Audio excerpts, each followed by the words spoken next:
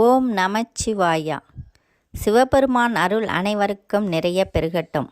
நாம் ஒவ்வொரு ஆண்டும் திருவாதிரை நட்சத்திரம் வரும் நாளில் வீடுகளிலும் கோயில்களிலும் திருவாதிரை களி செய்து சிவபெருமானுக்கு படைக்கிறோம்.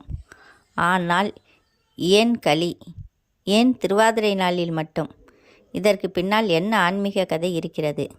இன்றைய இந்த வீடியோவில் திருவாதிரை களியின் முழு கதையையும் அதன் மறைந்துள்ள ஆன்மீக அர்த்தத்தையும் ஒரு அழகான கதையாக உங்களுக்கு சொல்லப் போகிறேன். திருவாதிரை சிவனின் நட்சத்திர நாள். திருவாதிரை என்பது சிவபெருமானுக்கு உகந்த நட்சத்திரம். அன்றுதான் சிவபெருமான் ஆனந்த தாண்டவம் ஆடிய நாள் என்று புராணங்கள் கூறுகின்றன. அந்த ஆனந்த தாண்டவம் உலகின் பிறப்பு, நிலை, அழிவு மூன்றையும் குறிக்கிறது. ஒரு காலத்தில் உலகம் மிக பெரிய பஞ்சத்தால் பாதிக்கப்பட்டது. முழு வீடியோவையும் பார்க்க கீழே உள்ள லிங்கை கிளிக் செய்யவும்.